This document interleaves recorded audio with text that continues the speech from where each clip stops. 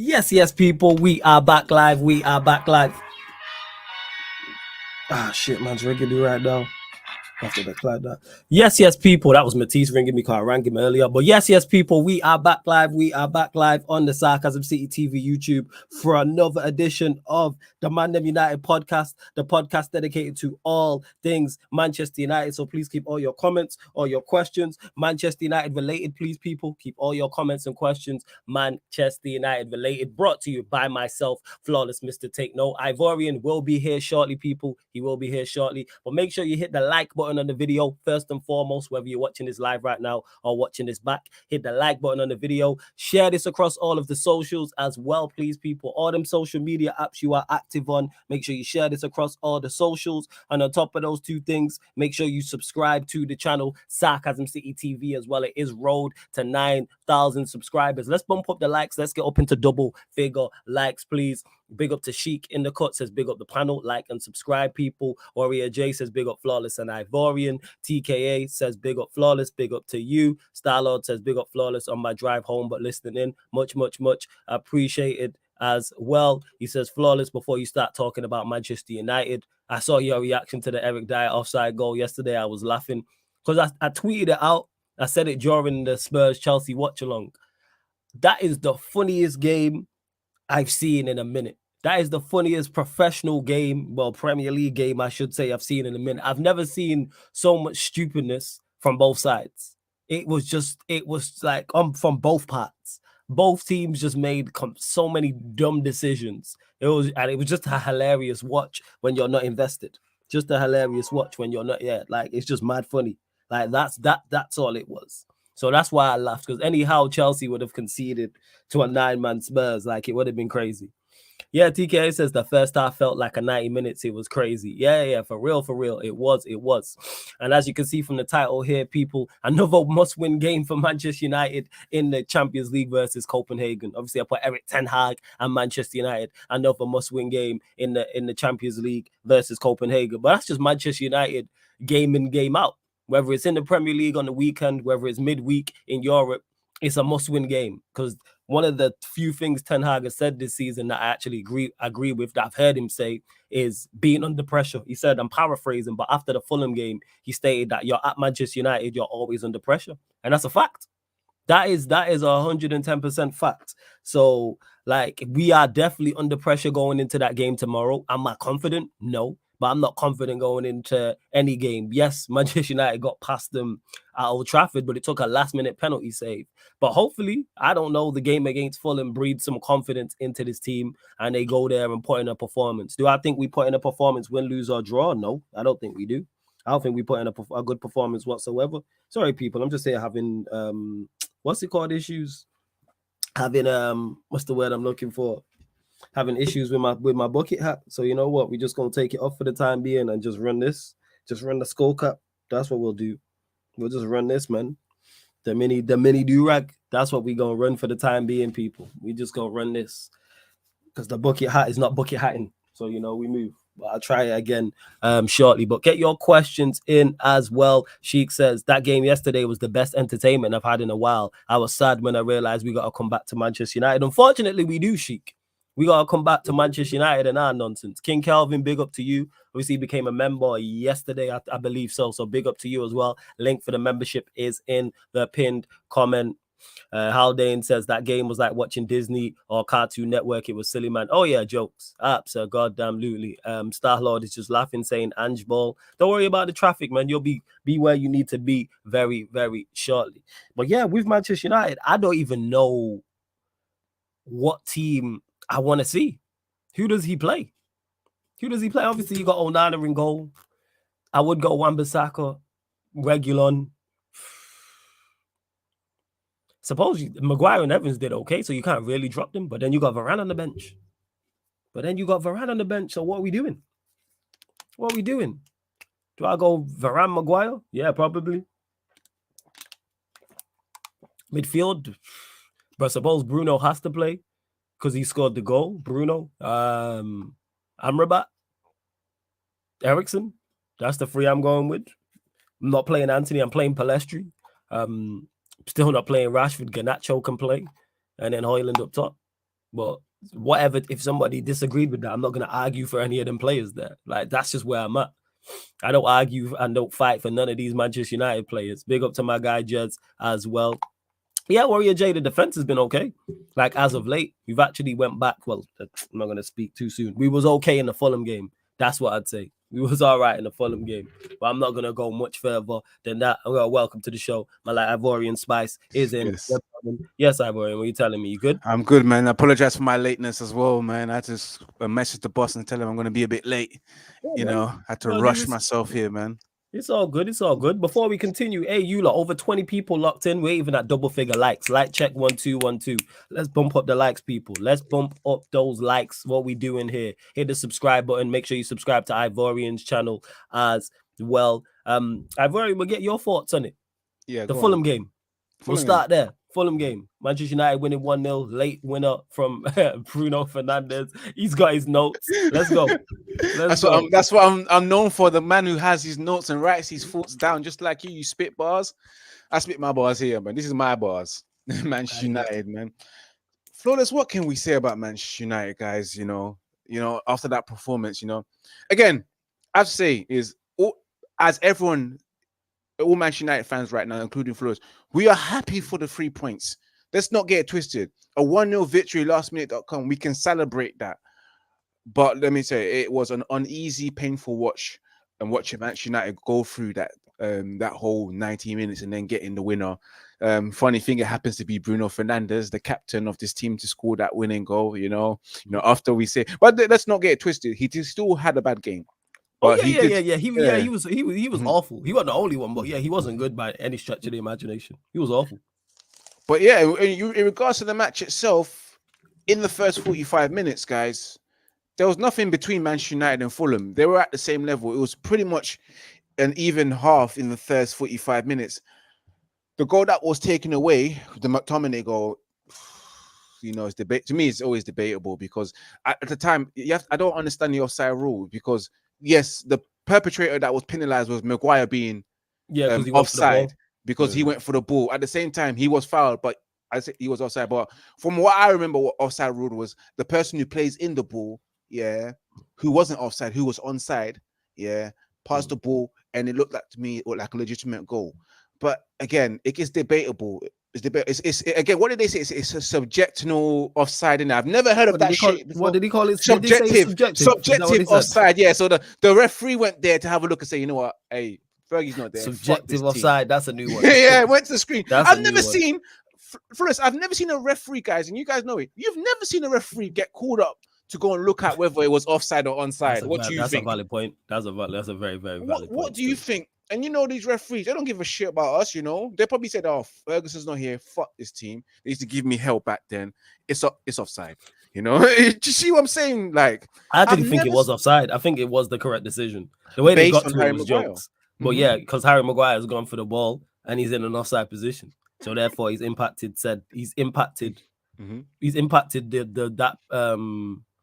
that what's the word I'm looking for? That not pattern of play, but that moment in play, I should say. The attacking phase of that. Yeah. Not like Maguire was going to be the one that scored or anything like that. But yeah, that to me, you say it was on offside. To me, I just thought it was a bit unfair, but I can understand Maguire was offside. So I was fuming at that moment there because so a lot of things has gone against us. Especially when it comes to VAR, the Arsenal one, for example, last season as well, balls ricocheting off of Marcus Rashford's hand and all that kind of stuff when it's not his fault. What's he supposed to do? And again, it was given off as no goal. So we've had our sheer bad luck when it comes to Manchester United. It used to be for us. We always thought the referee was for us back then, but not anymore. They hate us. It is what it is. Second half now. It was slightly better, in my opinion, the way Manchester United tried to go forward and try to come at Fulham. But then the goal came. The substitution was made, and then the goal came. I have to say is that I understand why people can be manager out, and I know myself, and I'm at that feeling, Flores. I'm not going to lie to you. I'm at that feeling that's like I don't believe he can do this here, based on who runs the business as well. And also the players that we have, I just don't believe he can do it. I believe in him, as a manager. You believe in Ten Hag as a manager? Okay, I believe in Ten Hag as a manager, you know, based on what he's done, his history, and the little credit that he's got left in the bank. Like, he can turn things around. That's a little credit. Yeah, little credit he has in the bank. It's a small amount, bro. It's almost done. You know what I mean, bro. There's a lot of things that made that credit reduce. In my opinion, but yo, the flow's yours. That shit been done. Based on what he's done, and you know, what he's done at Ajax as well.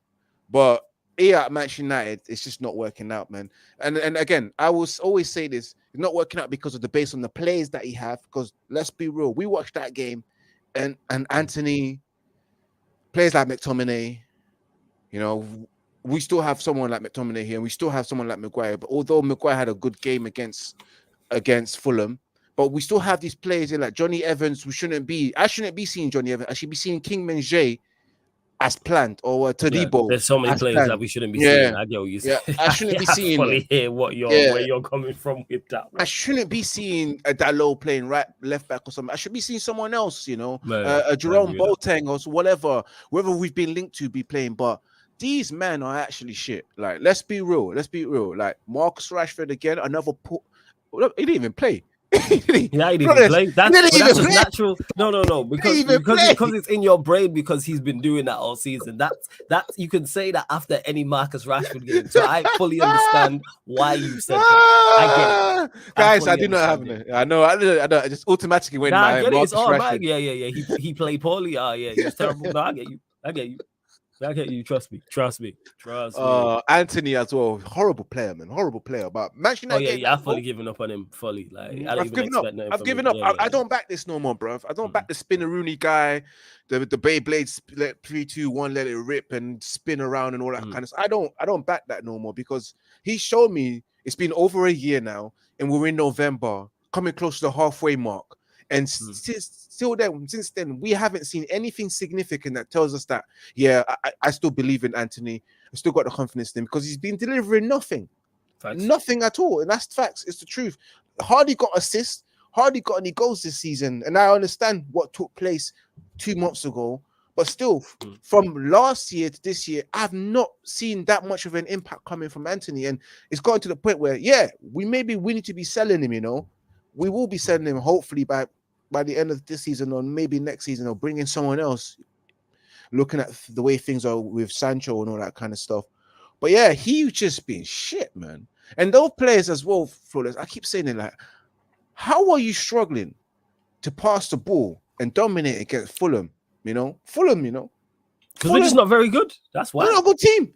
But they're not a good team, but neither are we. And the way the manager sets us up to play, it makes me think some of it is on the manager as well. But the players, mainly, I would say most of my blame is on the players, because we've seen this, Flawless.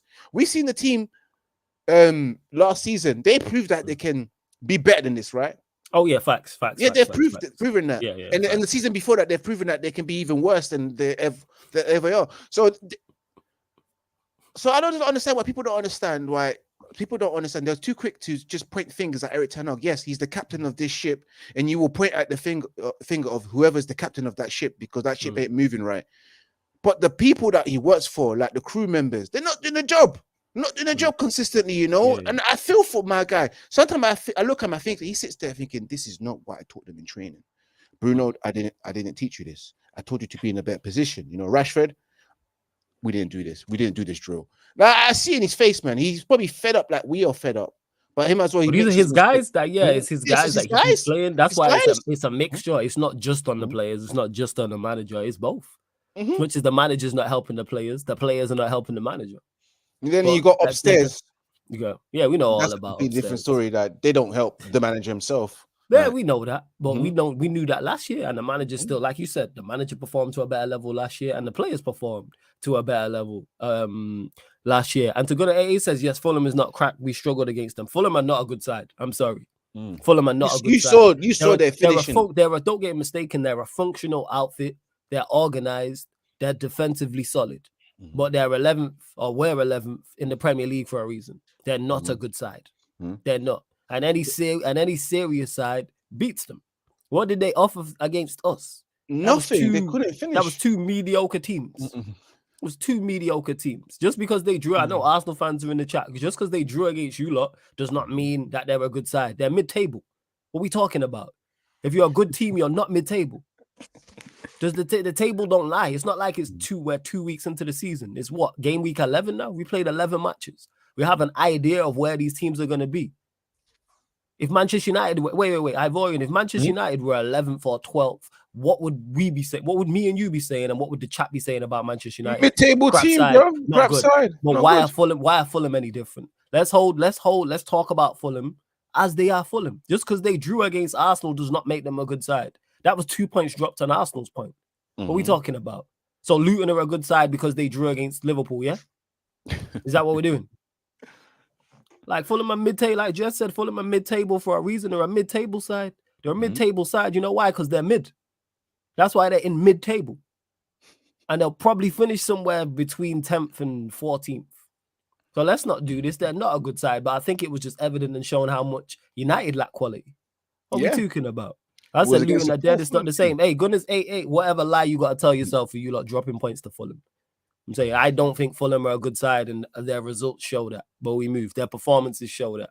But we move. Yes, I am doing a watch along. For those asking in the chat, I will be doing the AC Milan PSG game on the kick. I will be doing that. And following this stream, I'll be going live on the Sarcasm City TV gaming YouTube channel, people. I'm saying running back career mode, I need to turn it around. But go on, carry on, Ivorian. I believe people here saying Fulham are a decent side. They're average. They're bang average. This season they've been bang average. Last season they were doing well because you know I've always said before, Fulham technically come here, have sex with the Premier League, promote, relegate, promote. Wait, what relegate. Did you just say? They have sex with the Premier League, bro. They just go in and out, promote, relegate, sexual intercourse, everything, bro. There's no pause, bro. It's the truth, fam. Promotion, relegation. That's why I call it intercourse. I don't even know what you're talking about. I even know what you're on about. You know what I'm talking about. They're in and out the Premier League, bro. I get them yo-yoing in between the Premier League. I don't know why about them having sex with the Premier. That's what it is, bro. To me, bro. That's how I feel. To you, I'm glad you know that's to you. Just want to say, the chat knows what I mean. The chat knows. The chat I don't think the chat. I think the chat saying I don't know about that one. The chat understands that, man. No. 1 second. Hold up, people. I can't believe. Normally, I don't even have to bring up this on these shows. 1 second and that. Just to clarify, people. All the views expressed by panelists on Sarcasm City TV are not always the views of Flawless or Sarcasm City TV. Thank you very much. Go on. You carry on, Ivorian. You carry on. Okay. Oh my God. Oh, that's the second time I've had this. That's like 2 yellow cards to me, bro. That's like 2 yellow cards, you know. I need to be careful. Crazy. You know? It's crazy. Oh, and big up my guy Ash as well, man. Hey, Ash, good to see you in the chat. Much appreciated. Big up to you. For those that don't know, Ash, he's on the MUFC Unfiltered podcast alongside myself on City TV. Does his own great work on other channels that he works with as well. So make sure you go follow him on all socials, all that type of stuff. Big up to you, Ash. Good to see you in the chat. I'm gonna mod you in a second as well. Yeah, go on, Ivorian. Fulham, they're not a great side, like I said before. They've been in and out the Premier League for a while, apart from last season. But this season they're being poor. You saw that toothless against Manchester United. Couldn't lay a glove on us, man. But we as well couldn't lay a glove on their keeper, Leno. Like I watched that match and I thought to myself, how many times did I see Leno be under pressure, get cooked? Despite what the stats say, because the stats sometimes are a bit misleading. Yeah, I didn't see much of Manchester United putting Leno under pressure, and I'm expecting them to actually create chances and get clear-cut one-on-one chances with the goalkeeper. But no, nothing. Couldn't even find their striker. I keep saying this before. They need to familiarize themselves with Højlund. You know, it's like they don't know who he is.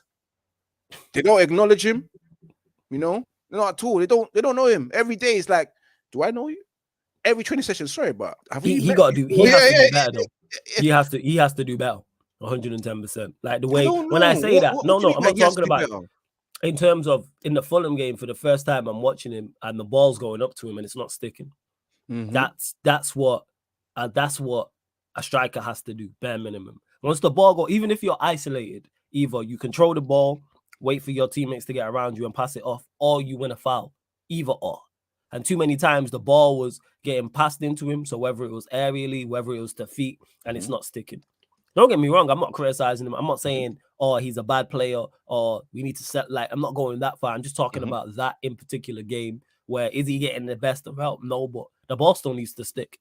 Win a foul. When the ball goes up to you, win a foul. Win a foul. I get what you mean. You know, his hold up play is still in development. Yeah, and that's of the course, problem. because he's 20 years old. 20, so it's like I'm 20 not years old. expecting the finished article. More so, that's Manchester United's. That's Manchester United preparing to fail. Yeah, big up to Ash. You already know what it is, man. Big up to you. And before we continue, you lot bump up the likes. There's over 30 people in here, only at 17 likes. Like check 1212. Like check 1212. Make sure you hit the like button, whether you're watching this live right now, watching this back. Subscribe to the channel as well. Hey, Ash, I've given up on Anthony. I don't even like count him. Like when it comes to like before games, during games, I'm never looking at Anthony to do anything. I said it on the watch along at halftime versus Fulham. I said one of our attacking players is going to have to produce a moment of magic. So whether that's Garnacho, Højlund, Bruno, you can put Eriksen in that mix as well. I didn't even include Anthony. I said it. I said, forget Anthony doing anything. It's on one of those four I mentioned. And to his credit, as poor as we was, Bruno did the business and produced a moment of magic. Stabby says, big up Flawless. Flawless VAR is destroying the game. What happens to refs having jurisdiction to make decisions without being influenced is part of why the game is a madness and we love it. I don't think VAR is destroying the game. I disagree with that part. VAR is not the problem. The problem is the people using VAR. Because VAR gives... We talk all the time about Manchester United, and I'll say it, giving players and the manager the best possible platform to succeed. VAR gives all the officials all of the tools they need to make the correct decisions. It gives you it gives you any incident from all different angles in real time, in slow motion, 4K, 5K, 6K. The list goes on and on and on. How do you still continue to make incorrect decisions?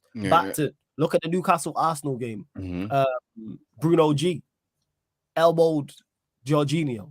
They looked at that on VAR and said, no, it's not a red card. How did they look at that on VAR and say it's not a red card? That is not VAR's fault. That is not like if the ref misses during the game because it was off the ball, that's just unfortunate for the ref. But VAR, that's a sending off. Yesterday, the Spurs-Chelsea game, Romero kicked Colwell. Clearly, off the ball. We all watched it. Red card. VAR didn't even check it. How are they not going? Yeah, that's how am I watching it, the game, and going, yeah, that's a red card. They could have called me. Yeah, Flawless is a red card for Romero. Yes, he kicked Colwell, send him off. And they don't even send the ref to the monitor. Again, that's not VAR's fault. I like VAR. The problem is these officials, but we moved. Yes. Ash, this is it. VAR has just exposed how inept these refs really are. Facts. And absolutely facts, Flawless, because we don't complain about VAR when it comes to the Champions Leagues. We've never had those situation. We never had a situation in the World Cup. VAR was exceptional in the World Cup. You know, people were explaining the reasons why they made that decision, X, Y, and Z. And then, we never complain. It's only in the Premier League, guys, where people complain about VAR because why? The people who are assigned to the job are just not good enough. You know, it's like having a bunch of Manchester United people at the top running VAR. What do you expect? That's good. Yeah, it's the same thing. Nah, that's good. That's A1. That for real. That is A1. But back to it, obviously, for final thoughts on the game before we start. So back to because you're saying we're talking about Højlund at that present moment, and at the same time, yes, he doesn't help himself. You know, not winning all the battles, but he is 20. But those players as well don't even help him. You know, I've seen him do the workhorse like movement. He's there. He's getting himself down and dirty as well with the ball, working hard, dropping deep as well. You know, really putting it. He's giving me the workhorse feelings. You know how workhorse would work hard, drop back, and all that kind of stuff. Work with the team, pass and all that stuff. Do the dirty work. But whereas Højlund, he's got the ability to get forward. He's quick and he can also finish. But at the same time, I just feel like these players don't seek for him.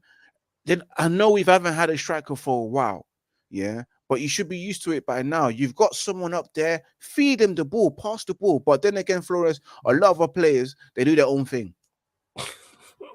No, they do their things for themselves. They don't think about team. It's just me. I'm gonna score my goal, and then when I go into the changing room, I'm like, I did my thing. What did you do? That's why I feel like it is at Manchester United. Like, Especially Bruno when he scored, he played shit. The team played rubbish. Yeah, but he can go to that. He can go into the changing room and say, "Yo, I did my thing. I don't know about you, mans, but I did my thing. I got my goal. I don't know what you mans did." It was a quality goal, though. I gotta give Bruno his credit. Quality goal. You have to pick up Palestri as well for that.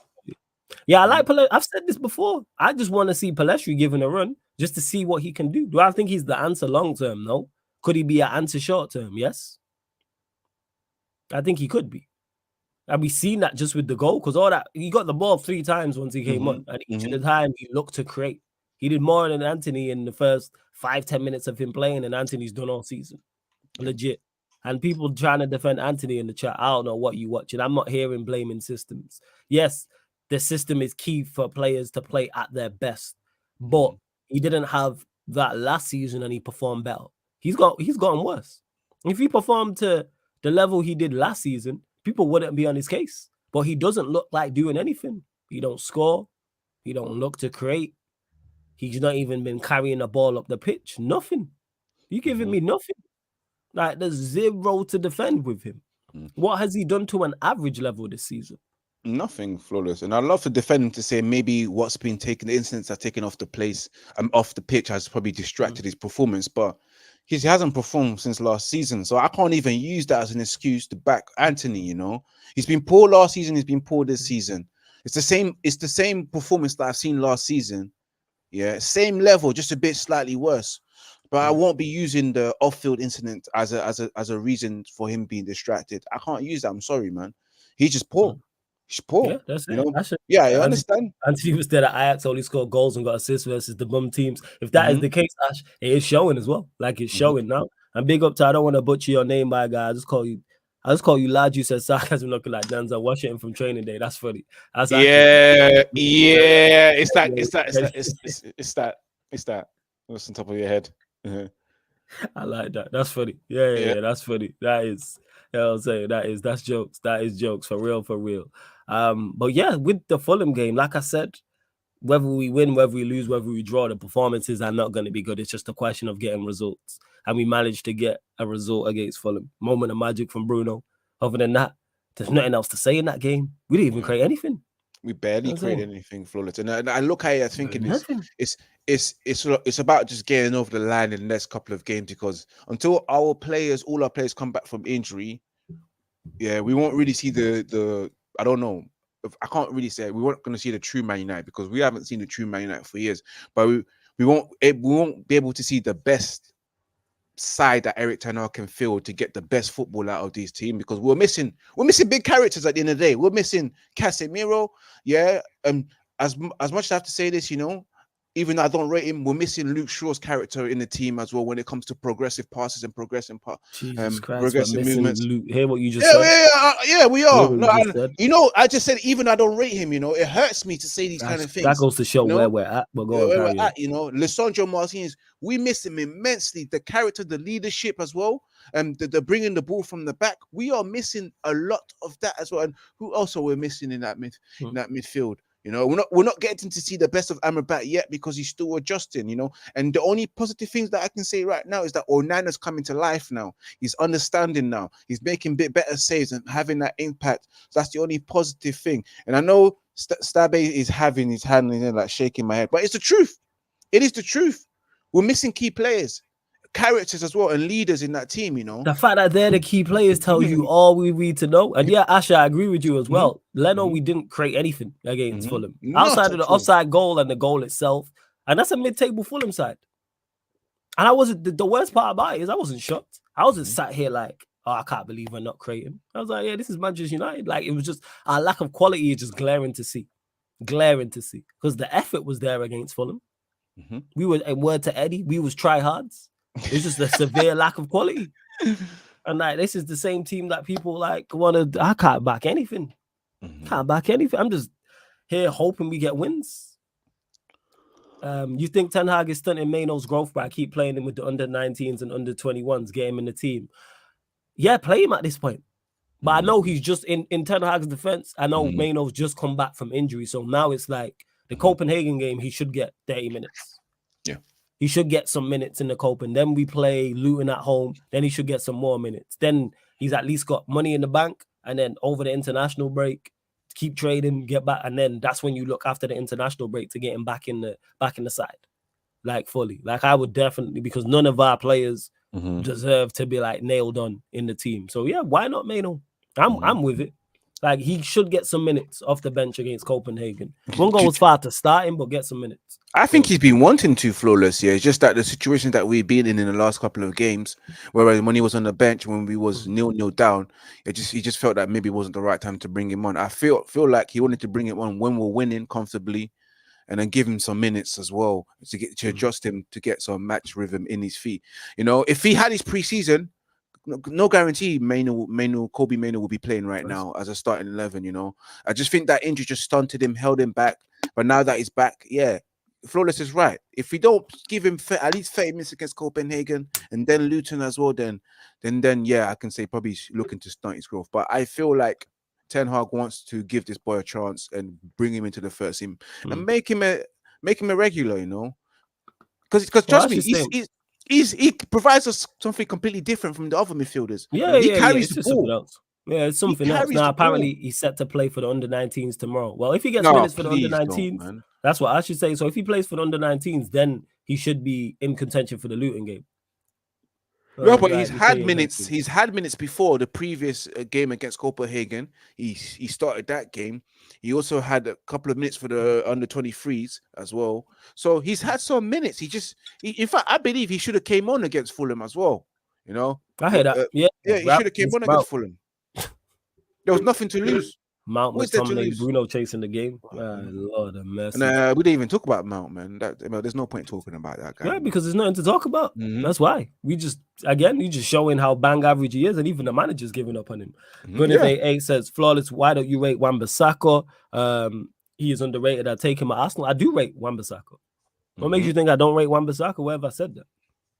Right, where did I say that? Gunners 88. That makes you say I don't rate Wan-Bissaka. I've said verbatim I would keep him as a squad player.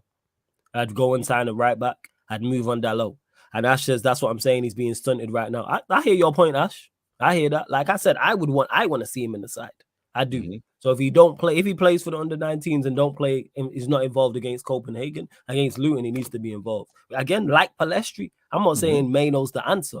What I'm saying is we know what's not working. So let's try something new just to see.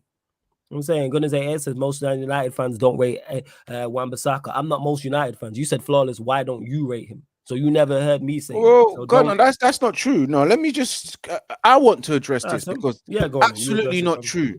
2 years ago, you can say, oh, Manchester United fans probably didn't like Aaron Wan-Bissaka because, of course, we didn't like Maguire. We didn't like Aaron. We thought we should have left because he doesn't provide an attacking outlet as well. But if we saw what he did last season, that turnaround from being told, you can leave, right? Like 3 or 4 times, the door's that way. Yeah. From him telling himself, I'm going to get my head down, knuckle down. Yeah. And work hard and work on my weaknesses in game.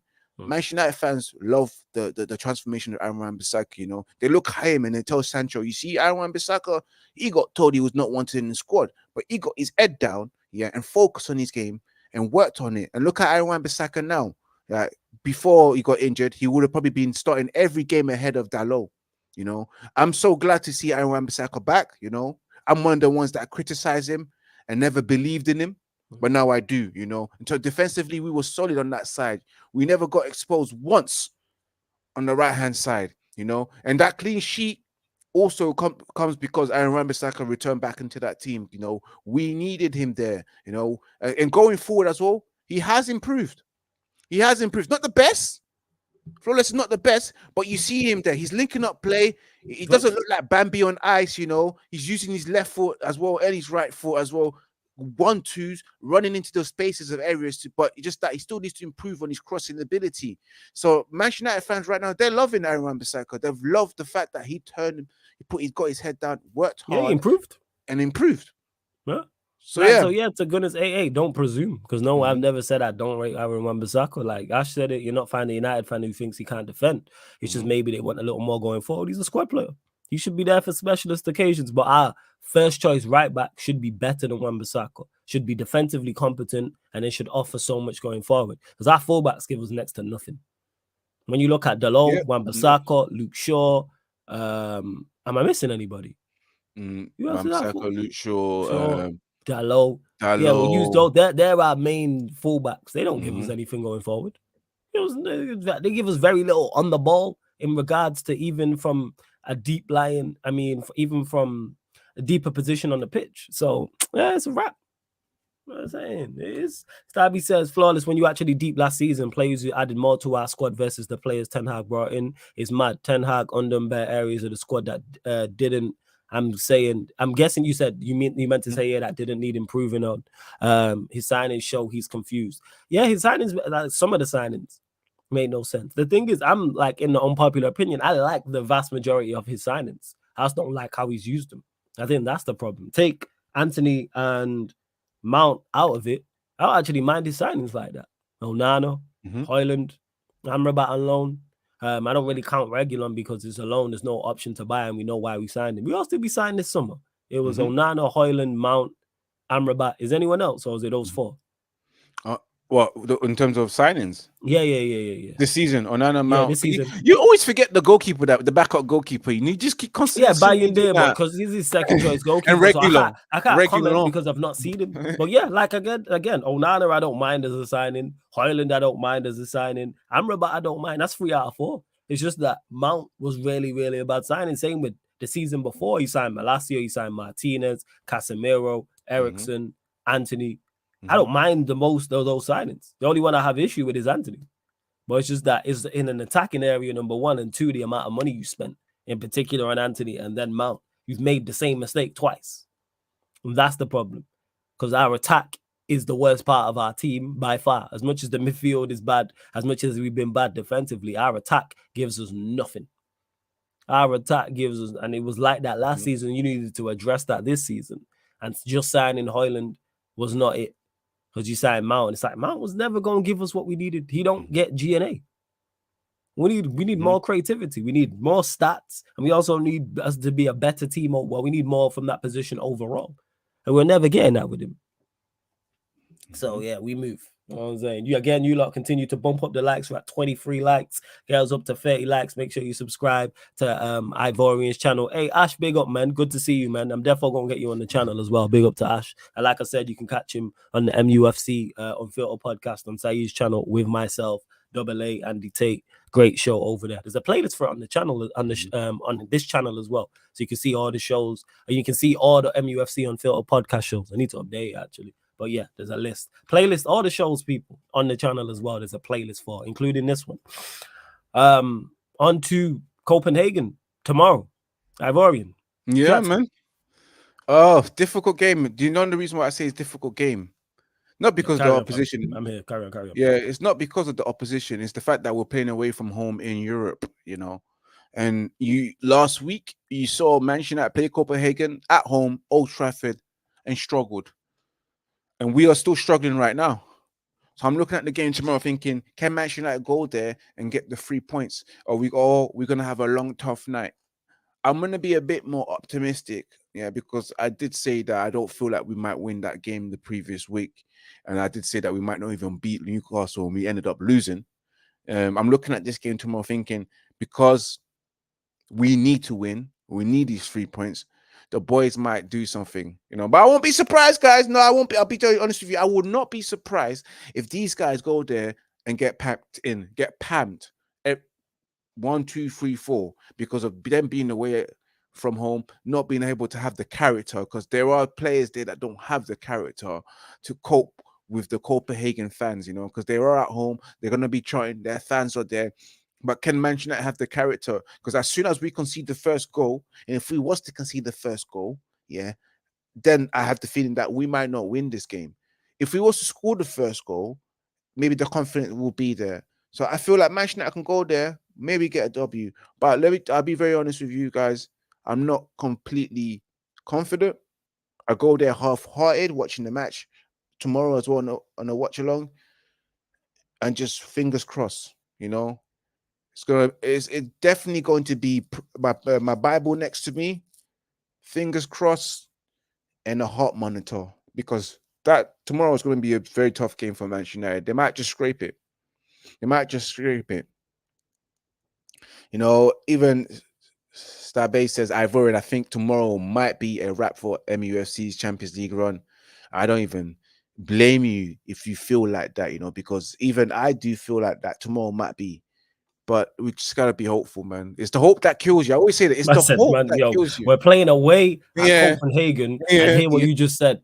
We have to be hopeful, and you're not wrong for saying that, because that's exactly where I'm at. But go on, carry on, family. Carry on. Have to be hopeful, and it's the hope that kills you, as I always say, you know, because we can end up going again tomorrow. We can end up going to there and start off really badly and start conceding goals, and it's the Manchester are capable of it, you know. But fingers crossed, we go there, we win, maybe by an odd goal, a 2-1. I'm just praying because I don't feel like we can, but I'm praying, I'm hoping, you know. Your thoughts on that, or your thoughts on Copenhagen? Are you confident, Flawless? Because I don't know. No. Am I confident? Absolutely not. Let's get that clear. Let's get one. Am I confident going into this game? No. So nobody ask me no questions. Like, oh, you sound confident. No, I'm not. Do I think we can win? Yes. Do I think we will win? Yes. Am I saying the last thing I said with any confidence? Absolutely not. I'm fully aware we could go there and lose 1-0, go there and lose 2-1, 2-0, etc., etc. Talaju says United are coping FC. There ain't no cope. Who's coping? You know what I'm saying? If you're coping, that just means that you're unaware of what's going on. I'm fully aware of what I'm watching. I've been at the 5th stage of grief. I've been at acceptance. I've accepted we're not a good side. Yeah. I've accepted that these players are not good. I've fully accepted that this manager is cooked. The pressure's getting to him, and it's a question of when he gets sacked, not if. So I'm just watching, going, all right, hopefully you lot can just get results. I'm legit at results. I don't even ask for performances no more. People will ask me my thoughts on the performances, but I'm not asking for good performances. I'm asking them not to embarrass us. I'm asking them professional athletes to go out there and run and close down and cover ground. And when the opposition has the ball, go and try and get it back. Because the Fulham game was a massive eye-opener. Well, even more, not even a massive, more of an eye-opener than the previous games. Like, oh, you might just lack quality. Because there was no lack of effort in the Fulham game, and that's what it's going to be against Copenhagen. Whether we win the game, whether we draw the game, or whether we lose the game, I can surefire tell you that the performance is not going to be good.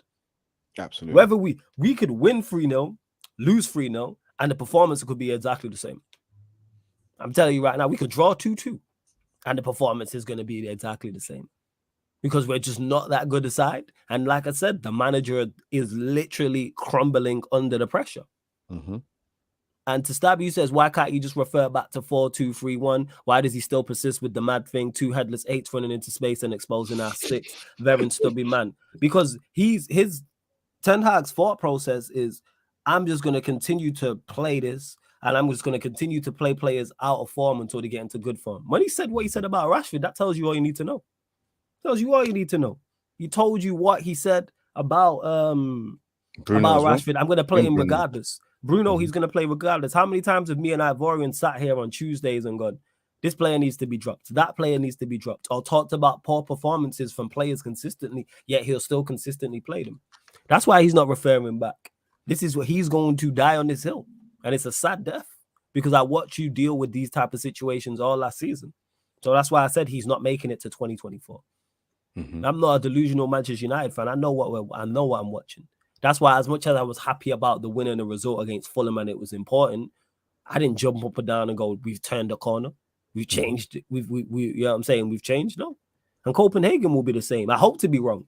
I hope we go away to Copenhagen and put in an absolute phenomenal performance. And we go there and win 3-4-0. But do I believe that will happen? No. If we win, it's going to be by a single goal, I think. A 1-0 or 2-1. And too many times, I've seen these players go a goal down and they just don't handle adversity. They just fold. Just fold.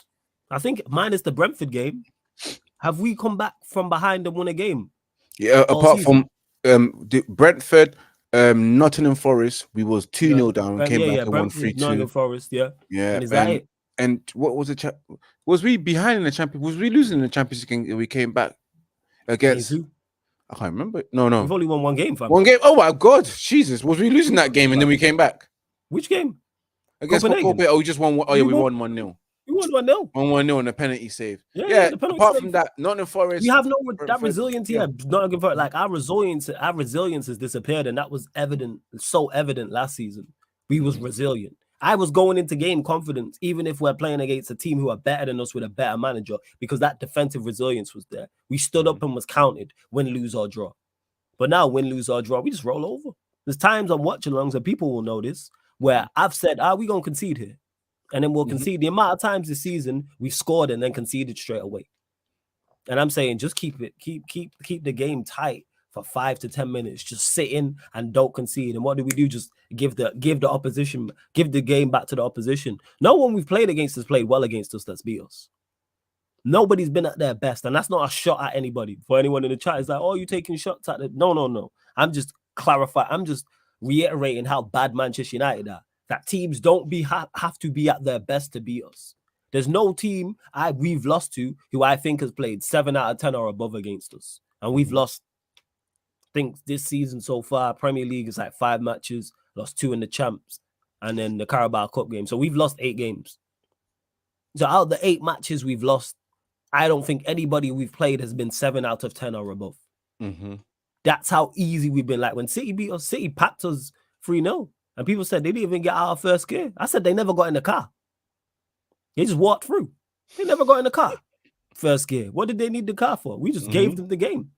The amount of goals, even the Newcastle game, that first goal was absolutely criminal. 5 mistakes I counted in that Newcastle game. 5. That's half your outfield. How is half of your outfield making a mistake for 1 goal? Half. 5. Go watch that first Newcastle goal again, Almiron, and you can count 5 mistakes. Garnacho losing the ball, number 1. Hannibal, because he's on a daft yellow card, can't make the foul. Mount not bringing down Livramento. Lindelof doing Lindelof and backing off. And Dalot not tracking the runner of Almiron. 5. What chance we got? And that's just basics. I'm shouting on the watch on Mount. Pull him down. Bring him down. Take your booking. And you'll see that's what you're supposed to be good at. Off the ball. And Livramento just breezed past you. Now, if that was Casemiro, what would the conversation be? His legs are gone.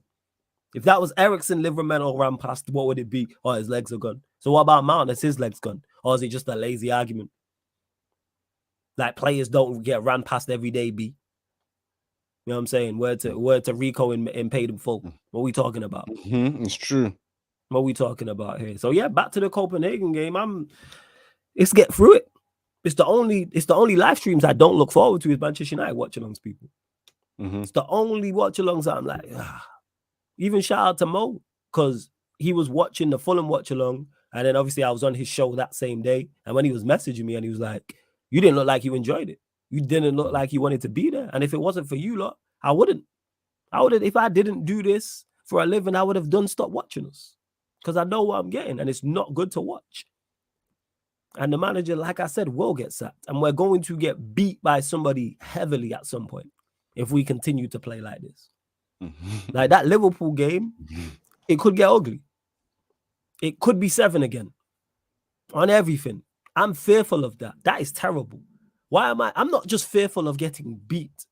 I'm fearful of getting embarrassed in terms of the scoreline. Because even the Bayern Munich game, and Bayern Munich weren't great against us. When it went, was it 4-1? Or was it 4-2? I think when it was either 4-1 or 4-2 in that game. At that point, obviously it ended 4-3. I'm fearful. I think, did it go 4-1? Even at 2-0, they weren't even at their best. No, they weren't, but the point I'm making is when they scored that 4th goal, I was fearful, all right, this could be 7, 8, or 9. That ran through my head as I'm watching the game. This can be 7. This could be an embarrassing, like this could be a record Champions League defeat for us. Thankfully, we only lost the game 4-3. But why is that? Why is that a fear of mine now?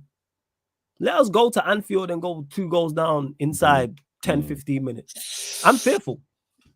Don't embarrass me. I said that about the City game, though. And what did they do? Just go and embarrass, man. Extremely embarrassing.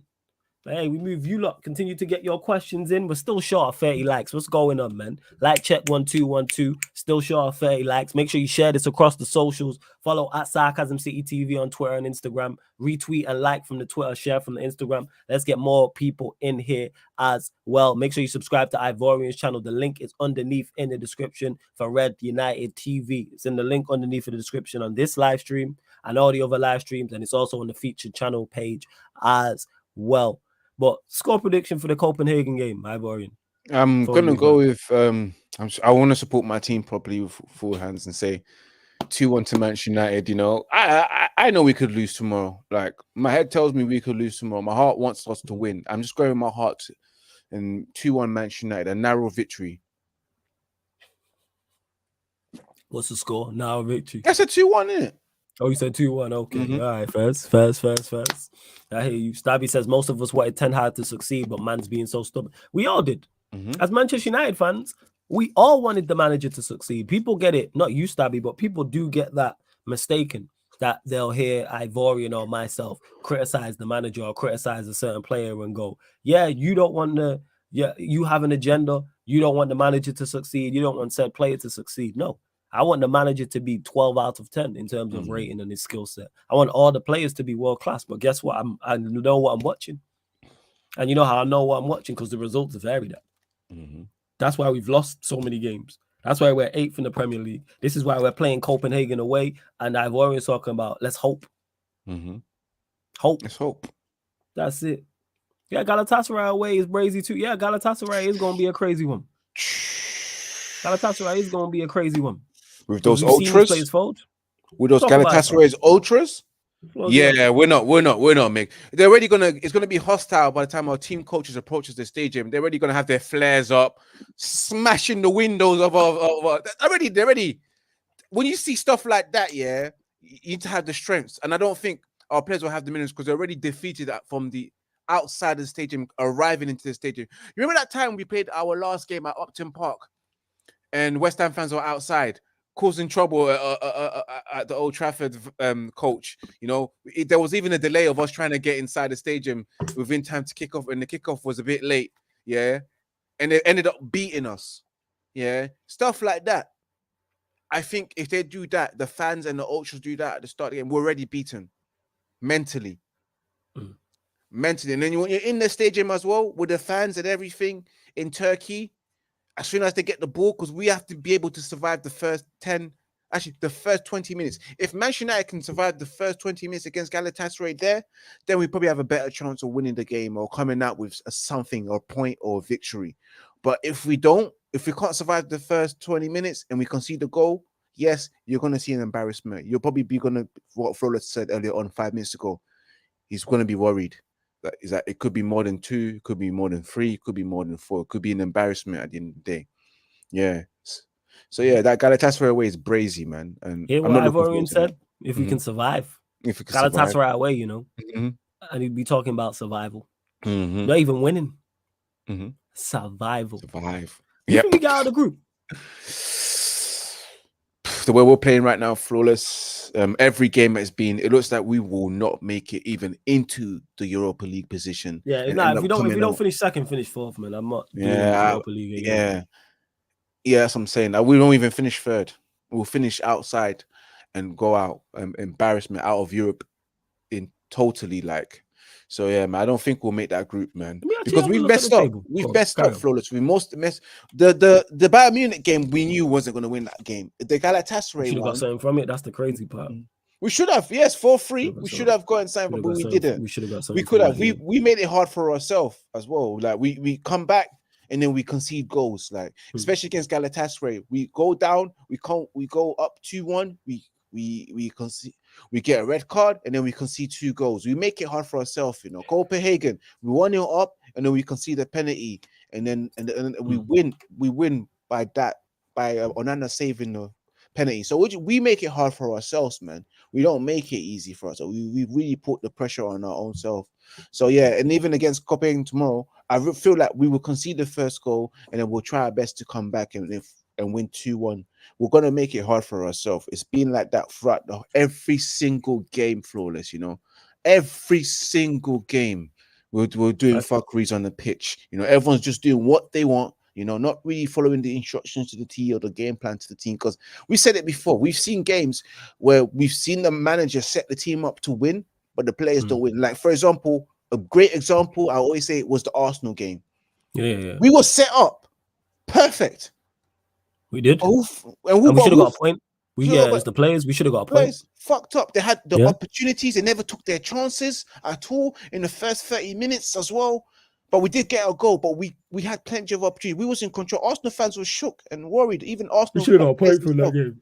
But they didn't. You know, there have been some games where we've been set up right, but these players have let the manager down as well, man. That's why I can't trust these players anymore. I can't just be entirely saying with my whole heart, yeah, it's the manager's fault. I know it's not only the manager's fault. It's bigger than the manager. It's beyond the manager. Like, I've seen these players, man. Half of these players are still here, flawless.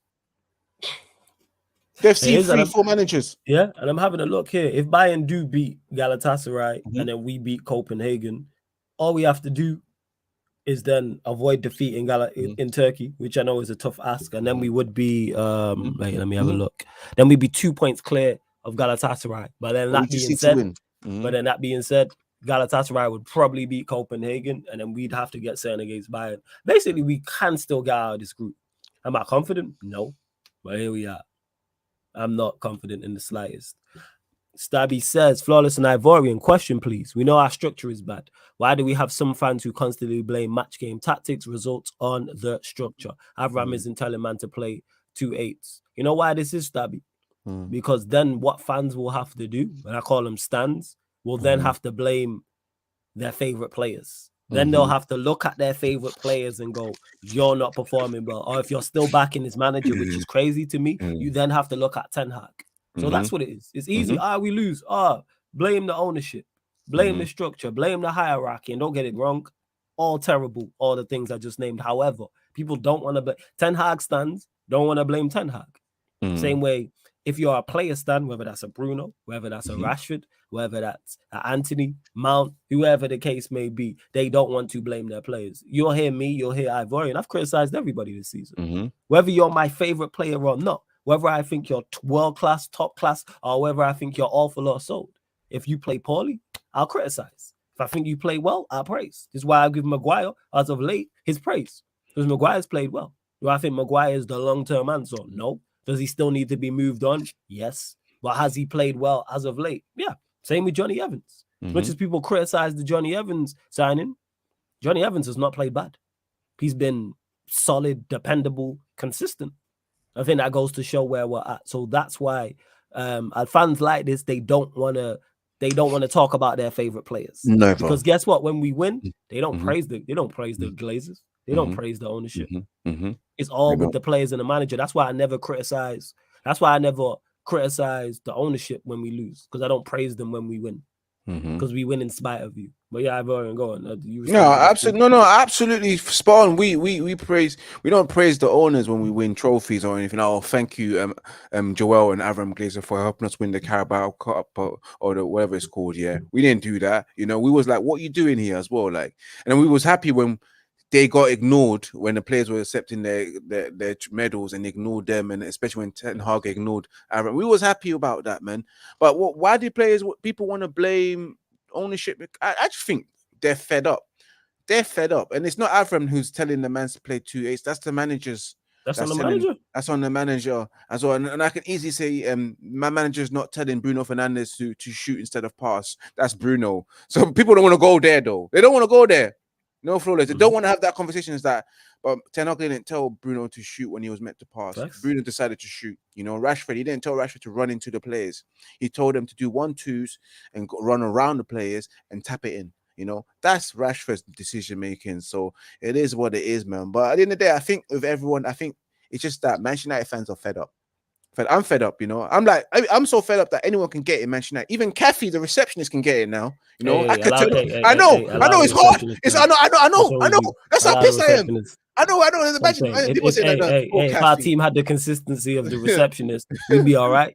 You know what I'm saying? No, that's the one of the people I wouldn't get rid of. Yeah, big up Kathy for fucking up the fax machine for the Here's transfer. Big up the receptionist. The receptionists, the tea ladies, salute to them, man. Everyone else can go. The kit man, you're a real one as well.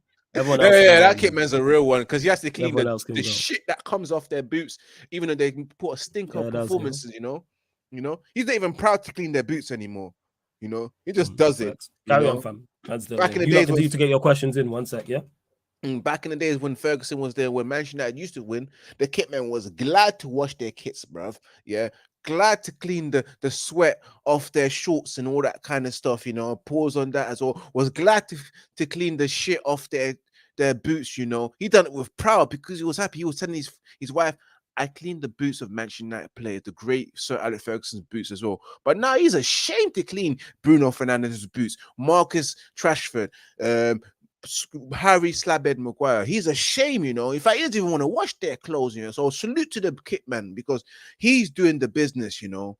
While we're suffering, he's also suffering with their stinking sweat all over his nose and nostrils and eyes, man. But yeah, man. But big up to the to everyone that's tuning in, man. But yeah, man. I just think Stabe Manchester United fans are just tired. They're tired. They'll blame anyone, you know. That it's gotten to the point where YouTubers themselves are beefing each other, bruv. And in the day they're calling each other out and all that kind of stuff. That's how bad it is at Manchester United, you know. Players are fighting each other, managers and players are fighting each other, you know. Ownership got an issue there. Ownership are not seeing eye to eye. Fans are going against each other, you know, against their favorite players versus their favorite players. YouTubers are going against each other. Players are going to getting themselves arrested and etc., getting themselves in madness. It's just a madness at Manchester United, from the fan base to the club itself to the players and everything. It's a madness, man. And that's why I say we're just fed up, man. We're fed up. We're pointing fingers at everyone at the moment. But me, at the end of the day, I don't only look at the structure. I look at the players as well. And the structure does play its part because, of course, for a manager to prevail and do well, the platform needs to be there to succeed, you know. And for the players, the platform as well needs to be there for them to succeed, which means the best training facilities. Not Manchester United have a similar training facilities to Reading, according to Charlie Savage, which I myself was like, what do you mean our training facilities are similar to Reading? That's a League One team. So that just tells me that Manchester United training ground is far behind than what was being reported, you know. Sometimes I feel like maybe they don't even use cones to go around to do drills. They probably use water bottles, you know, probably use their school bags as goalposts. You know, what's going on in Manchester United, you know, that Aeon training complex? What's going on down there? But it is what it is, man. But we're just fed up, man. Manchester United fans are fully fed up, man. We'll blame anyone. It ain't flawless. We'll blame anyone. Yeah. We'll blame anyone. Oh yeah. We just fed up, but it's like, yo, aim your anger in the right direction. Like, it's not, that's lazy. Don't let these players get away with it when they perform poorly, or this manager when he's performing poorly. How do we make it hard for ourselves against Bayern? What are we talking about? Bayern never even Bayern never even played nothing that day, you know. Now imagine Sane and Kane partnership and tell me how we winning. The reason why we made it hard for ourselves against Bayern Munich is how we've been performing all season long, giving away cheap goals. We've given up so many easy goals, and that's what happened in that game. Bayern didn't play well, but that's insert team here. Every team we've lost, you can say they didn't play well. Arsenal, for example, 1-1 going into the 90th minute, they get a corner. Declan Rice brings the ball down in the box. Nobody's close to him, and then winds up and shoots and scores. What are we doing? Cheap goals. You look at the Bayern Munich goals that we can see. Man. Bayern Munich goals, cheap goals. Galatasaray goals, cheap goals. Everywhere. Brighton, Newcastle. The list goes on. All our losses, cheap goals. Spurs, easy goals. And you look at Galatasaray, like for example, Flo, the reason why I said it, we made it hard for ourselves because the goals that we scored weren't easy goals. We worked super hard, especially the form that Manchester United was in at that particular moment. We worked extremely hard to score those goals, and then we just give goals away cheaply. Like the Galatasaray, you know, we worked so hard to score those goals. Rasmus Højlund worked super hard. He ran the whole length of the field to make it 2-1 and say, yeah, you man, I saved us. And then 5 minutes later, you just give the ball away and you concede goals. That's what I mean by we made it hard for ourselves. We work so hard to score the goals, but we concede cheap and stupid, silly goals by mistakes. What's the point, man? All the time. Give away cheap goals all of the time. All of the time. Big up to Stabby says Ivorian thoughts on the Sancho thing. I don't know exactly what he means by that, so I'm not sure what he's talking about. But maybe Flores, it could be today that I read the reports, whether it's true or not, because I don't know. Yeah, where did these people get these news from? I don't know whether the Sun has the Manchester United WhatsApp group and he can see who's been removed and kicked out. But the Sun is reportedly claimed that Jadon Sancho has been kicked out the Manchester United WhatsApp group. So how do you know this? It's the Sun. Exactly. Do you have the WhatsApp group? Can you see who's been removed? Do you talk to the admin? That's what I'm thinking. Yeah. Where do you get the news from? Like, how do you know he's been kicked out the WhatsApp group? Facts. Did Rashford come up to you and tell you? Tell you that exactly. And the crazy part is people gonna fall for it. Yeah. This is why I always ask when anybody puts like a tweet in the comment section of a quote, I'm like, what's the source? So because the Sun said it is true. Yeah. Right. How do you know that Sancho's been kicked out of the WhatsApp group? How do we know he didn't leave the WhatsApp group? How do you know if he's like me, where he's got the vast majority of the groups he's in? Because I'm in a lot of WhatsApp groups. I'm mute. 99. I have 99.9% of group chats I'm in on WhatsApp, on Twitter, on Instagram, on mute. Because I ain't really trying to speak to people like that. Speak to people all day long. I'm saying I'm trying to outside of this. I'm just trying to chill out and rest and just relax. But again, people go and run with it. But yeah, go on, carry on, because he actually that's the news and my thoughts on it. You know, like I said, that's my thoughts. I don't know if it's true. I don't know if he's been kicked out. Oh no, he meant about Ten Hag and the Sancho saga. Oh come on, man. I think we spoke about this a couple of weeks ago, innit? Like, I'm again, guys. Me and Flawless have different views, and that's why I love being on the show, because we're not supposed to have the same views. Otherwise, it'll be a boring show. We shouldn't be agreeing all the time. I'm a firm disciplinarian. You know, I've been in leadership roles and manager roles, and of course, I would have dealt with it differently. But the way I would have dealt with Sancho after he made his post and the way he behaved, exactly the same as Ten Hag. I put the business first. So I put the club first, not the players. I've always thought about the club comes first and player union comes second, because we've had years of, you know, players getting away with things, having things their way, you know. And right now we wanted someone to come in and take control of discipline and get these players back into, you know, a routine where they can't just do what they want. So for the manager, when he was asked, which I personally think it's a normal question to be asked, why a person was missing from the squad, and the response was he didn't train well this week, and that's the reason why he's not in the squad. I thought it was all right, but some other people think it's not. Everyone has two different opinions, and I can respect that. Yeah. But the way I thought Sancho's response and behavior was wrong. Yeah. You don't just put that on social media and keep it on pinned off throughout and not unpin it just for the whole world to see it. 60 million views and etc. Probably 10,000 160. Yeah. Even 160. Probably like 3 or 4, 10 million likes or 17 million likes for the world to see, basically calling the manager a liar. Yeah, I just don't side with Sancho. And the reason why is because Sancho hasn't performed to the extent that I can say, you know what, let's give him a benefit. At least he's performing. He hasn't performed since he's been here. And again, I read things as well. I did share my article with Flawless from the Athletic, highlighting the instance that took prior to Sancho's and Arsenal thing. I did send him that. Well. I don't know if Flawless, you read all of that. I know I screenshotted you a lot. No, you did. It was an interesting skim read. I skim read it. Yeah, interesting read. I remember you sending it through to me. And big on my guy Eddie every single time. Go on, carry on. Eddie, long time, bro. And yeah, so yeah, like I said before, the what was mentioned in that, for those who never read that article, what was mentioned is that there were issues beforehand. You know, even when they were preparing for the game against Arsenal, Sancho happened to be in the second team who tried to emulate the way Arsenal play, so the first team can set out their game plans. Apparently Sancho wasn't putting in the effort, and that's coming from the newspapers, the article from the Athletic, and they're much more closer to the club than when we are. They get to see things, they get inside information. The Athletic, their correspondents, so they're there majority every day, if not once in a while or once in a week. So again, and on top of that, there was talks about him not coming into training on time, lateness as well. And these are things we've heard before in the past from Dortmund. Even with the England squad, Gareth Southgate had these issues with him being late and etc. So it doesn't help. So I will always go back my manager, back the club. You know, if a player has committed a conduct, and that is a conduct, I'm sorry, it's not a gross misconduct, but it's a conduct. You went against your club. You know, I remember when I remember before we signed this.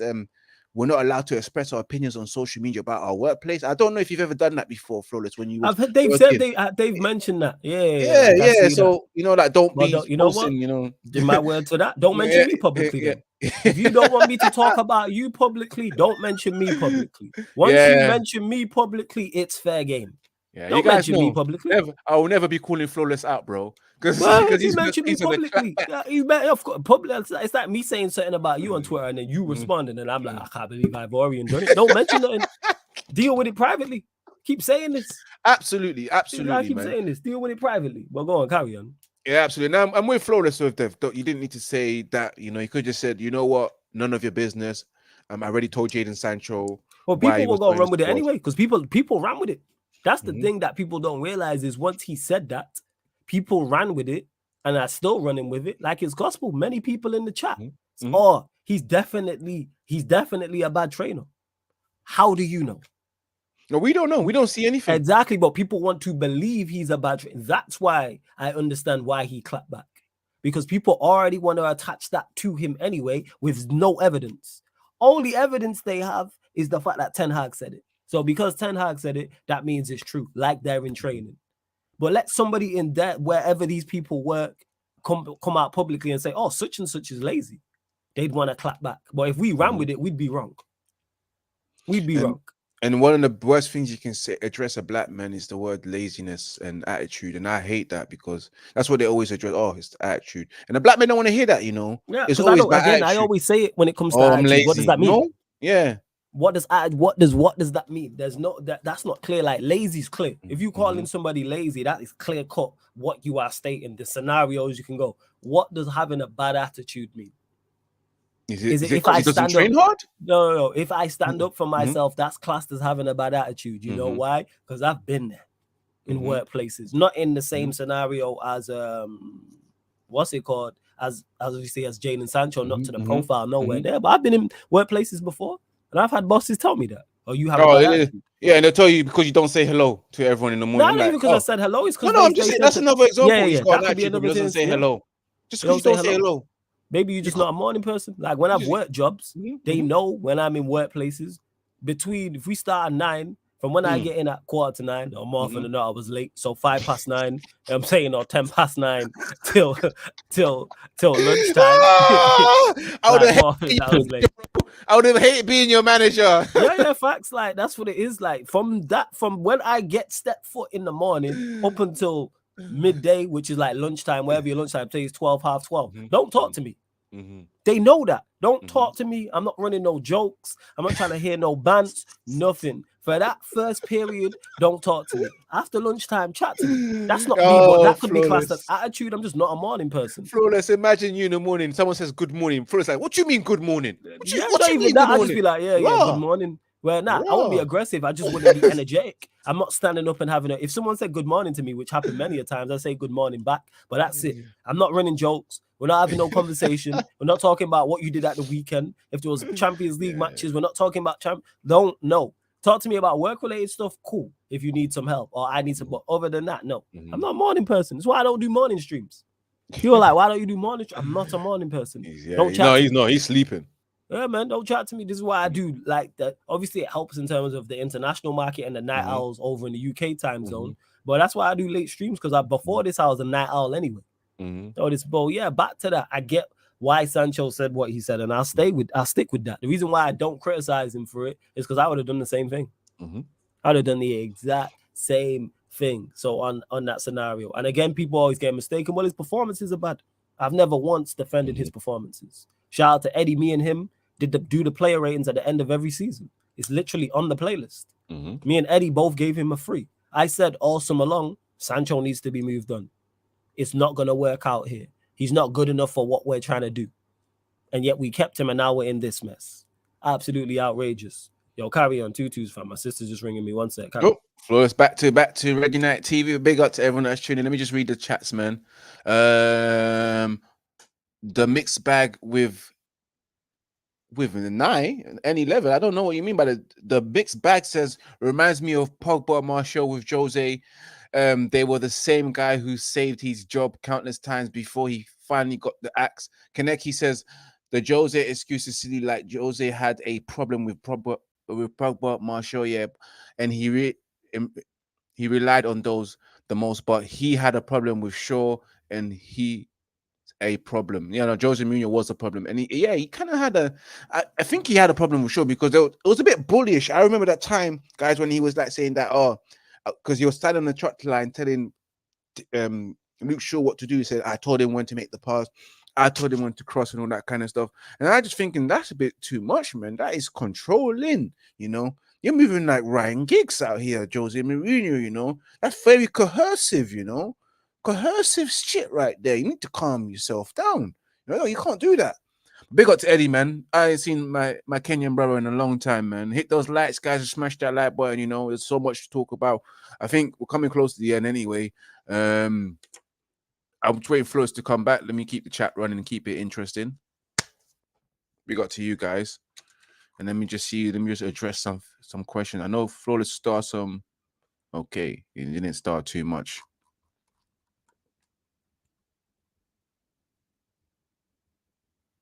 Yeah. All right, let me go back to what else. Oh yeah, guys, let's move on to the next news because, of course, let me read you guys the update regarding Alejandro Garnacho. You guys do remember the time where Garnacho himself posted up the gorilla symbol emojis to Onana after Onana saved that penalty against Copenhagen.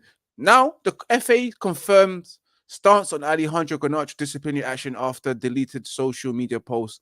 They decided to not do anything. They've released the statement. Says on the 25th, the Manchester United forward shared a picture of himself, Harry Maguire, and Scott McTominay celebrating Andre Onana after the goalkeeper last gap heroics that saw him perform a crucial penalty save.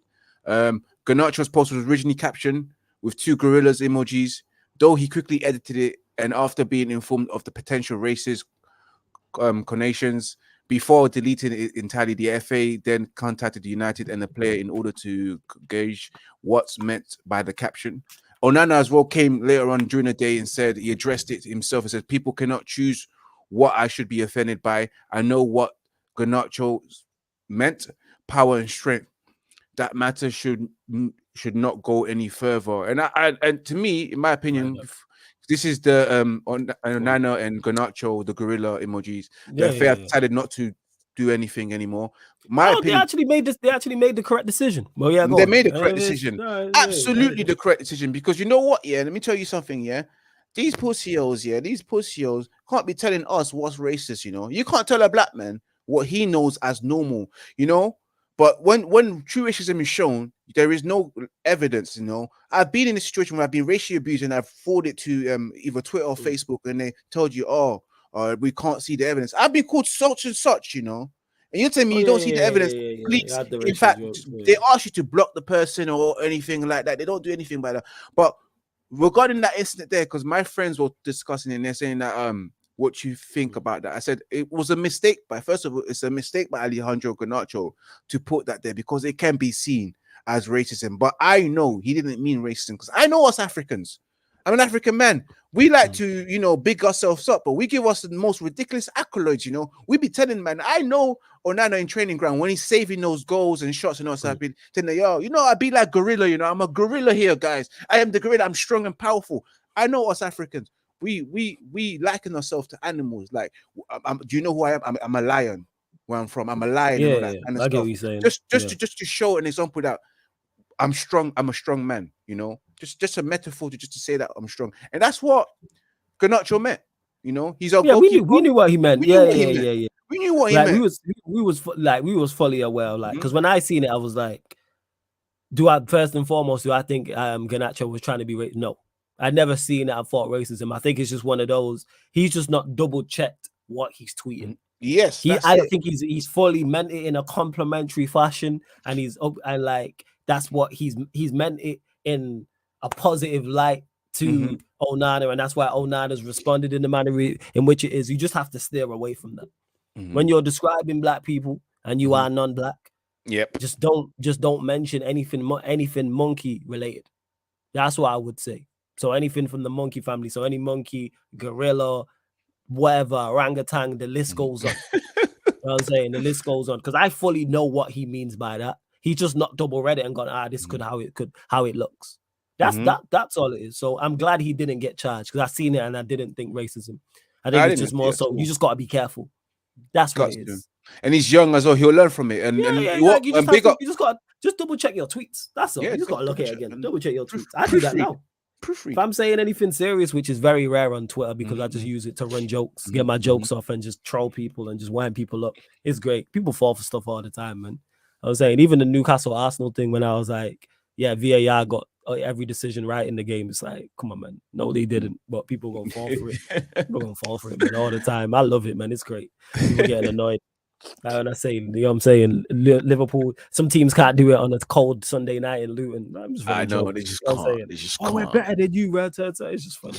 I just tweet out and then put it on mute, put the app on mute, and just let people talk. So you just drop stink mums and just walk out, yeah? Is that what you do? Yeah, because people fall for it all the time. People fall for it all. People fall for it all of the time. All of the time, people fall for that nonsense, and it's just funny. You know what I'm saying? Like, I'm just saying, I'm just here fishing. You know what I'm saying? Just reeling in the fish. Go on. You might as well. But you know what? Bundy FA as well, man, because who are they to tell us what's racist, you know? When the black man telling you, yo, this ain't racist, the black man that who's meant to be offended himself, that it was the message was addressed to, had to come and say, yo, FA, calm yourself down. I know what my boy meant, because I'm always saying in the training ground, I'm always saying it to him like I'm a gorilla, Garnacho. Alejandro, you don't know me, I'm a gorilla. Do you know who I am? They call me gorilla when I'm back home and all that kind of stuff. And he's told them straight, it's not racist. He explained what that gorilla symbol meant, strength and power. And that's how I saw it. Because it is a sign of symbol. Exactly. You see, so when was coming from. When you're not black and you're reading it, and you're part of the FA and you want to make an example of someone, this is not the one that you choose to make an example of. It's not the one. No, facts. The John Terry incident is the one that you choose an example of, make a real proper example of. But they just nitpick the weakest thing and say, you know what, we just want to show on record that we do things about this, but you choose the wrong incidents to do things about it. Do you understand, Flawless? You choose the wrong incidents. This is not an incident for you to do something about it, you know? No, I get you.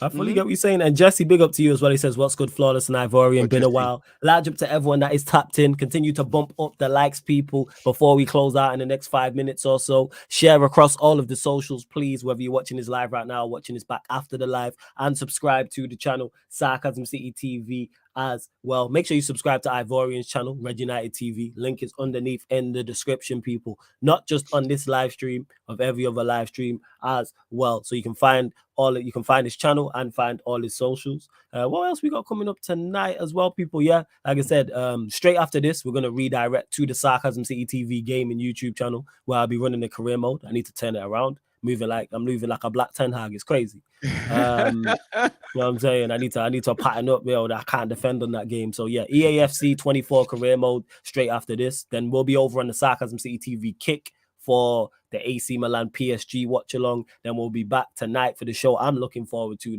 the most. First crossover of the week, as always, midnight UK time, the Manchester United Liverpool show. That man have already been talking in the group chat. It's been great. You know what I'm saying? Because I'm the only United fan in there. So shout out to Saint, Ram, Ryan, Stroll, all in the all in the chat. Jesse says, when we're doing pro clubs, I'm going to message the membership group and we'll pattern that this week. Definitely this week we'll sort that out. Probably tomorrow, but I'm going to have a look, Jesse, out. So if you want to be involved in that, thanks for reminding me, Jesse, because I need to update I need to add that as a perk. If you do indeed join the membership, that is one of the perks that you get on the Pro Clubs membership team, people. You get on the Pro Clubs membership team. Well, let's see what else you lot are saying before we close out. Oh yeah, I wanted to get your thoughts on this as well. Rashford responding to that tweet from the United stand and Goldbridge.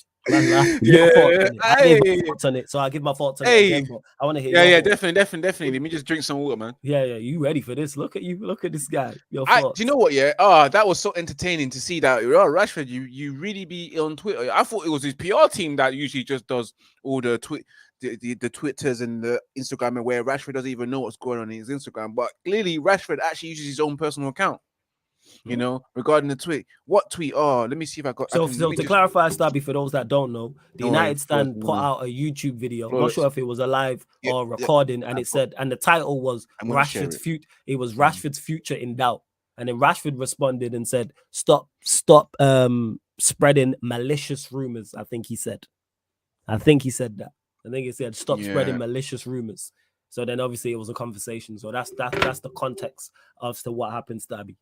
That is the content. And hit the subscribe button. We're at 8,559. One more subscriber. I know there's one person watching right now who's not subscribed. Get us to 8,560. I know there's at least one person who hasn't subscribed. I know that for a fact. Hit that subscribe button. What are we doing? Let me just quickly I want to share my screen. My window. Cool. Share your screen. Yeah, so, no stress. Yeah, and then so they can see the is it included? Yeah. I'm just adding it now. Yeah. Do you guys see that? Yeah. Do you see that, Flawless? Is it blank? Yeah, it's blank currently. Oh, do you see it now? Still blank. No. Still blank. Then it's not gonna work. It's not gonna work. No, just. I've got a picture in it. Yeah. But I let them know what it is. So thoughts. Thoughts on it. Yeah, basically.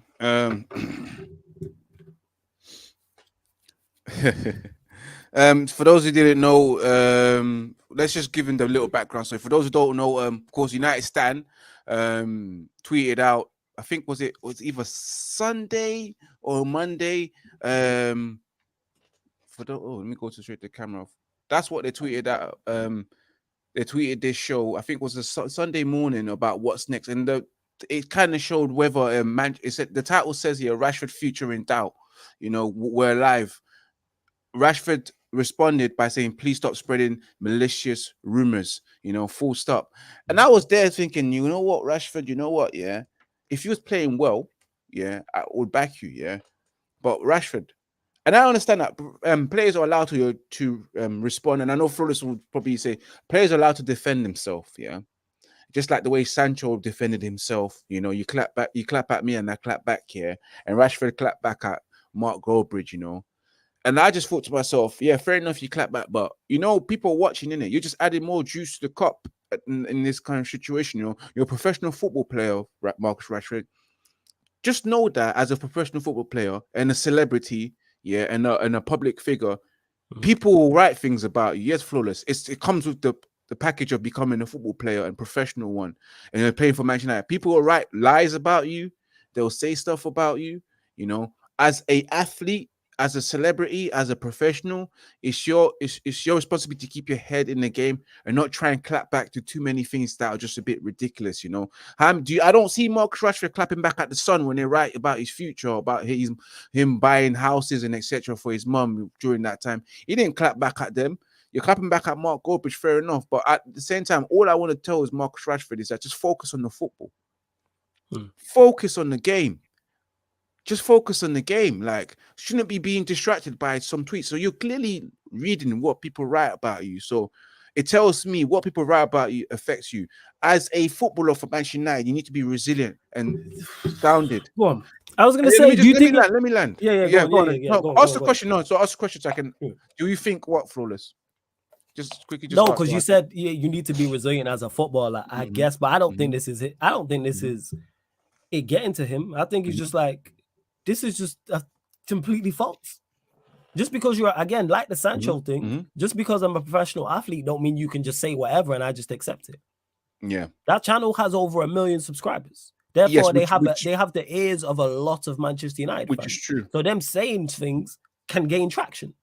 So therefore, when you look at it, you go, him responding to it and shutting it down makes sense. You can't just continue to just say whatever about me because I'm a public figure. Is it part of the game? Yes.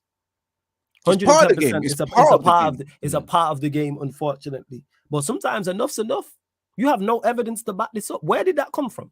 I don't know. I have not heard anything about Rashford's future being in doubt.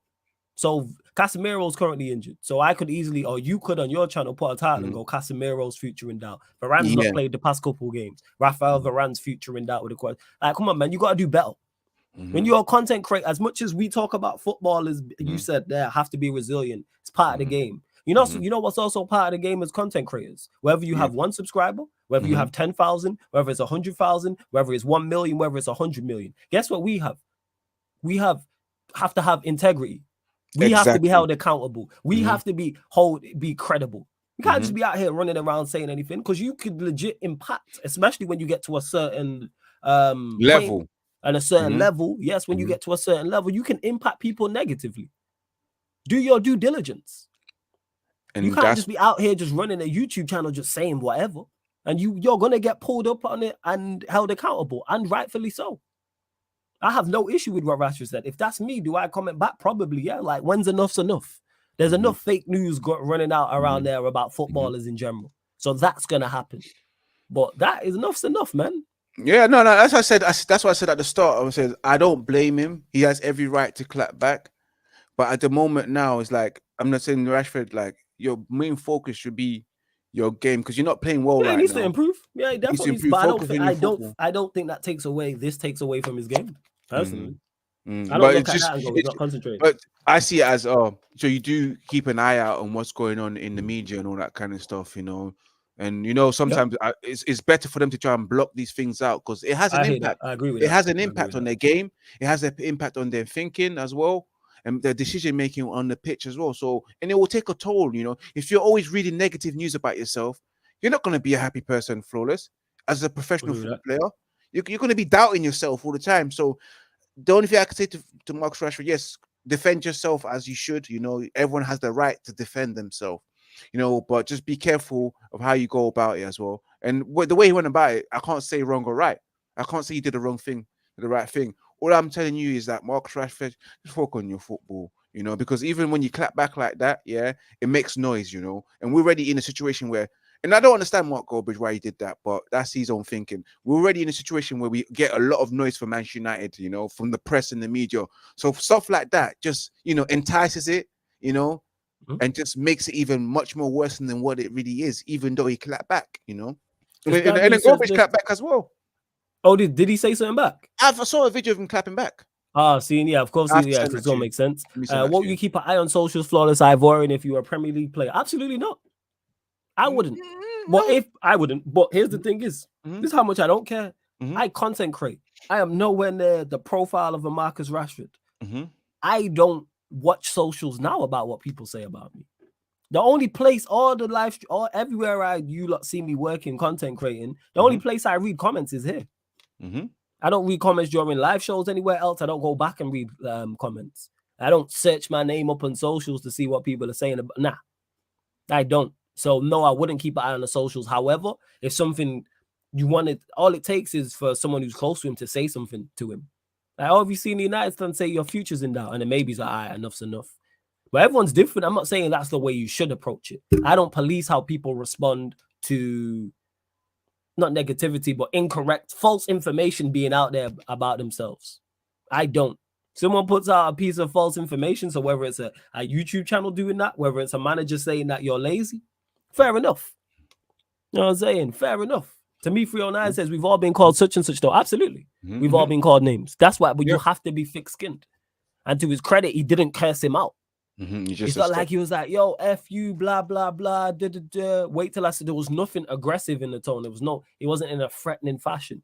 Because other players would have been like, all right, wait till you see me. Certain other players would have been like that. Like, but he was very just, don't stop spreading false information about me. Malicious rumors. Hear what he said, people. Malicious. And he put it in capital letters because that could genuinely become malicious. He's already under the spotlight and under so much pressure. And then you're looking to add more. So he's like, no, let me clear this up. Because we already hear it with Rashford when he gets criticized, people automatically want to talk about his money and automatically want to talk about his personality, which I don't really think has any bearing too much. I don't look at him and go, oh, he's not trying because he's on X amount or he thinks he's him. No, he's just performing poorly because his confidence is in the bin, and he is the prime example of a confidence player. That's just what it is. Well, yeah, I don't police how people respond to negativity about themselves. I would never do that. And like I said, with the Sancho situation, I would have done the same thing. With the Rashford situation, I probably would have done the same thing. Probably in that. If that gets onto my radar, I'll probably do that. But people are going to believe what they want. Same way people are going to believe what they want about me as a content creator, same way with Ivorian. But I don't respond to anyone because it's like, I know. That's all that matters. Yeah, go on, carry on, fam. No. Honestly speaking, it's I'll be honest with you. Even when I said I don't condone the way he done it, but I myself, when I be put in those shoes, I might react the same way Sancho does. Because sometimes I get hot headed, bro. Of course you. I know who I am. Without even I telling get you. hot headed. Yeah. That's why I don't hear about when people trying to tell me and be like, why did he respond that way? I'm like, yo, shut up, you do the same thing. Shout out to my brother Tops, because he tried to criticize Sancho. And I'm like, I've seen you in these situations. You wouldn't apologize either. I hope he's watching, but that's facts. But rather than go back and forth with him on Twitter about it, I'm just like, all right, cool. And shout out to Tops, that's bro. But like, I know. Because I know how stubborn you are, because we've been, not me and him, but like I've seen him have altercations and be at odds with people. And you wouldn't say sorry. Ivorian, you wouldn't say sorry. Yeah, I hardly say sorry, bro. Even I know you ain't saying sorry about if you're in the Sancho situation. I know damn right I ain't. I know so. We just didn't say sorry when I think I'm in the right. What are we talking about? I won't say I'm sorry. The most I probably say is sorry, and I won't tell you what I'm sorry for. Doing that? No, in general, innit? Because I never really say I'm sorry. Like I've had situation with I say I'm sorry if I believe I've done something wrong. But when I believe haven't done anything I've done something wrong, then I will 110%. I have no issue apologizing. You know what? That's on me. My apologies. Sorry. That's on me. I'll say that. I've said that to you, like when I've had to push shows back late notice. Yeah. I've already we got to go on at 5. My bad. That's on me. No major. Like I have no issues with that. But in that scenario, forget all that. Anyways, we are going to close out. Love to everyone that's locked in. Big up, big up. Like I said, bump up the likes. Make sure you share across all the socials. Subscribe. Don't forget, we are available on all audio platforms, people. Spotify, iTunes, wherever you listen to podcasts, type in Sarcasm City TV. And this show and all the other shows on the channel will pop up, people. So like I always say, if you want to listen while you're cooking, while you're cleaning, while you're driving, you may be at work, you may be just traveling around, you may be at the gym, maybe you just prefer to listen to podcast audio only. Maybe you don't want the YouTube app sucking up all your data. That's fine. So like I said, Spotify, Sarcasm City TV, helps with the follow and the 5-stars. iTunes, Apple Podcast, all you iPhone users, 5-stars on there, leave us a review. Same with SoundCloud or wherever you listen to podcasts. We are gonna continue to keep the show on the road. Like I said, we're gonna redirect. I'm gonna go live in a second to the Sarcasm City TV gaming YouTube channel, where I'll be running the EAFC 24 career mode, so you lot can come run jokes, because that's all I've been getting is pure bants about it. And then we'll be live on the Kick 7:50 p.m. 10 minutes before kickoff for the AC Milan PSG Champions League watch along. That's on the Sarcasm City TV Kick, people. KICK. Download the app for free, sign up for free. Same way you watch and comment on YouTube, it's the exact same on the Kick. And then midnight, people. Man United podcast analysis at Anfield podcast, Manchester United Liverpool show, and with them lot drawing to Luton, you know it's going to be good. But Ivorian, always great chopping it up with you, always fam. A bless. Let them know where they can find you, what always you got coming up, all that good stuff, man. Yeah, all the good stuff tomorrow. Again, watch along Copenhagen. We're gonna go through it together and ride that as well. We've got the Premier League watch along this weekend again. We've got Luton. We've got Thursday. Latest Manchester United news, 5 p.m. as well. We should be live. Didn't have that on Monday. Too tired as well, man. But yeah, man. If you want anything to watch, I will say, obviously, watch the match reaction. My last match reaction for the Fulham game. For those who want to get the full insight of my thoughts against Fulham, yeah, you do that, man. But you can always follow Red United TV on YouTube, and of course, Red United TV 1 on Instagram, and Red United TV Twitch, and Twitch and Rumble. It's all the same, man. And if you want to follow me personally, it's Ivorian_Spice, just like the way you see there on the handle. That's the same for Twitter, and that is also the same for Instagram. And just, and if you are on the show and you want me to follow you back, just quickly send me a message and I'll follow you back. There you go, people.